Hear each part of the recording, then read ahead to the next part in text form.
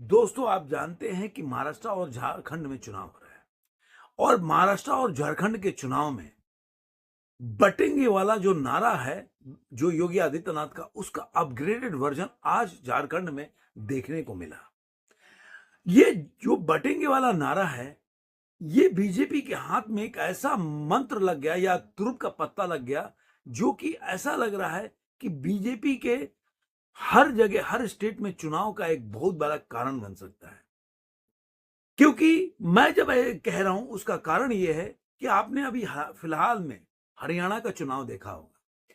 हरियाणा के चुनाव का जो परिणाम आया, वो इस बात का दर्शाता है कि बीजेपी के हाथ में, जो योगी आदित्यनाथ ने एक आगरा के रैली में एक जो नारा दिया था बटेंगे वाला, वो कारगर साबित हुआ।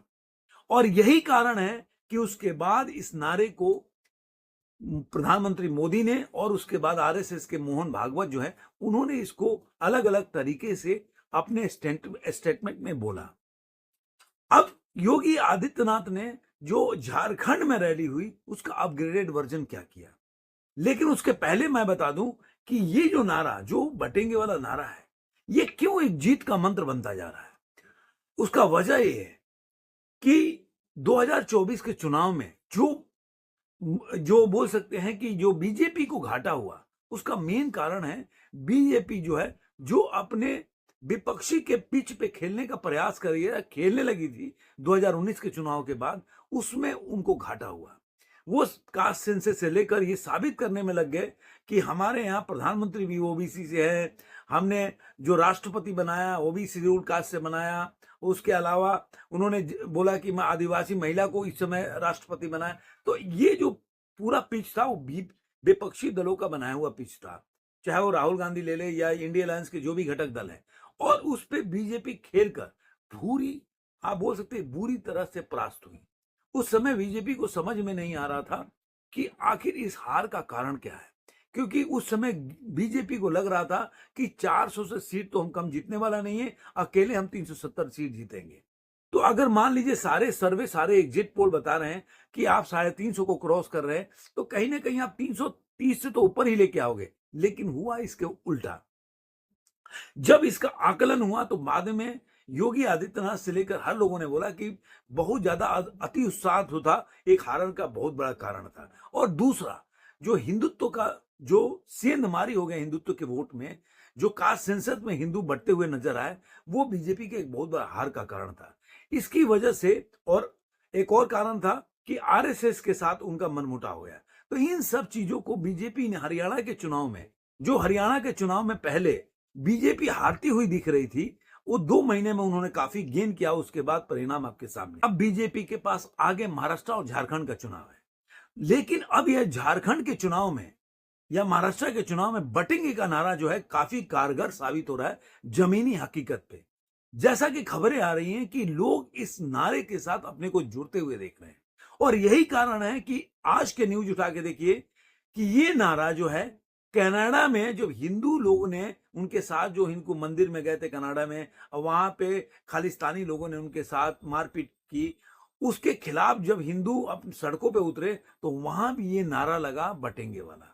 तो ये बताता है कि ये नारा आज भारतीय सीमा को लांघकर अंतरराष्ट्रीय सीमा तक चला गया है, और ये एक, बोल सकते हैं कि जितने भी हिंदू हैं उनके एक भावना बन गया है, भावना जुड़ गया है ये बटेंगे नारे के साथ।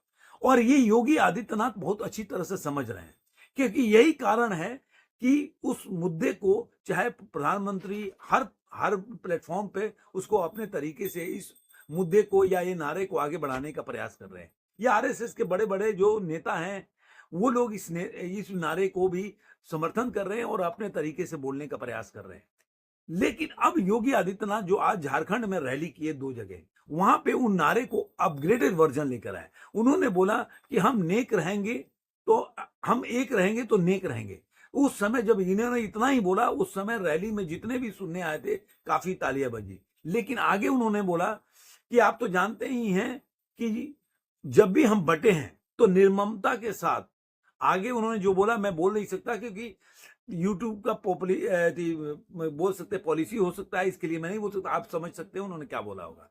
तो उन्होंने ये बोला। उसके बाद उन्होंने बोला कि जब भी चुनाव हुआ है तो जो भी विपक्षी पार्टी हैं वो आते हैं और क्षेत्र के नाम पर, जाति के नाम पर और प्रांत के नाम पर बांटने का प्रयास करते हैं। और आप जब भी बटोगे तो आप जानते हो कि बंटने का आपका जो परिणाम होगा वो क्या होगा। आप हर तरफ कनाडा से लेकर और आप बांग्लादेश में पड़ोसी मुल्कों में देख रहे हैं जे जब भी आप इन चीजों में बटे हो या विपक्षी जो दल हैं उनके बहकावे में आ गए हो तो आपका हश्र क्या हुआ है।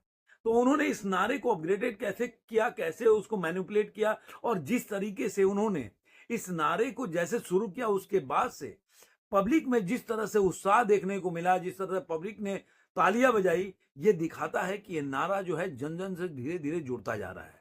और ये योगी आदित्यनाथ भी जानते हैं कि इस नारे की ताकत क्या है।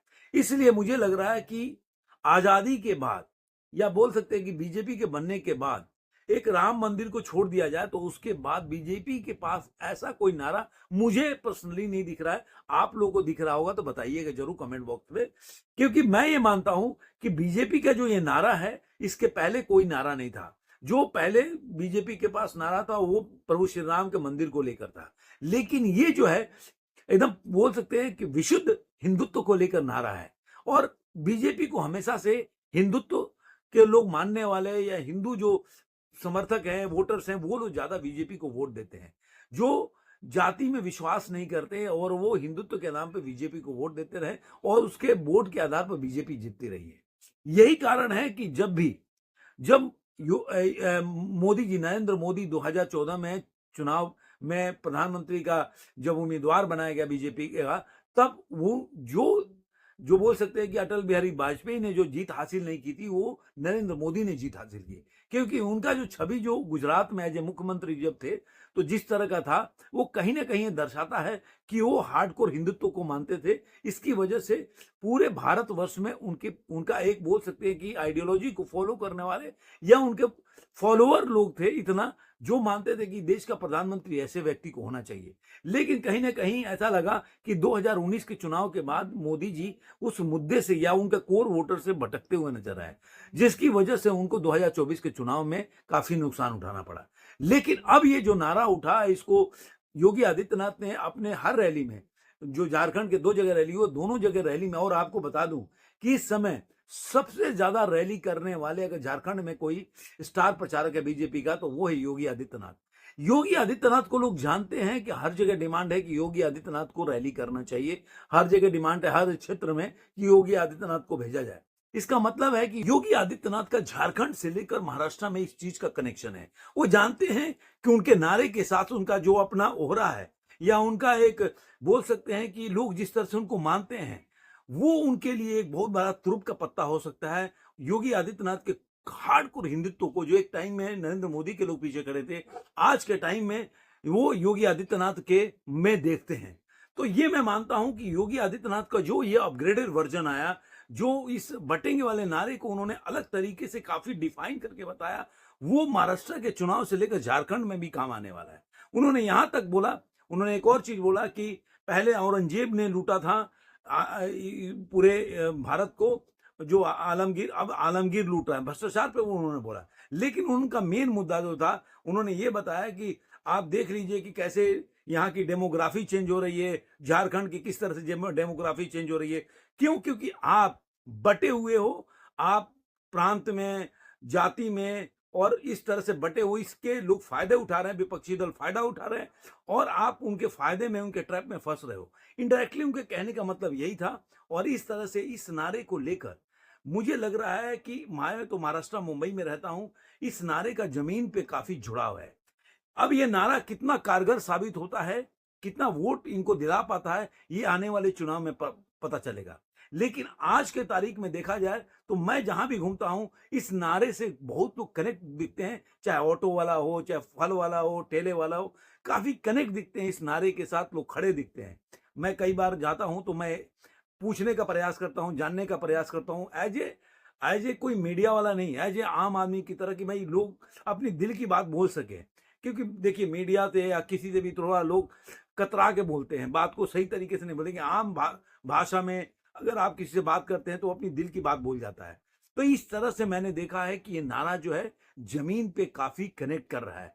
लेकिन ये चुनाव में कितना जीत दिला पाता है या चुनाव में कितना इनको वोट दिला पाता है, ये आने वाले चुनाव में ही पता चलेगा।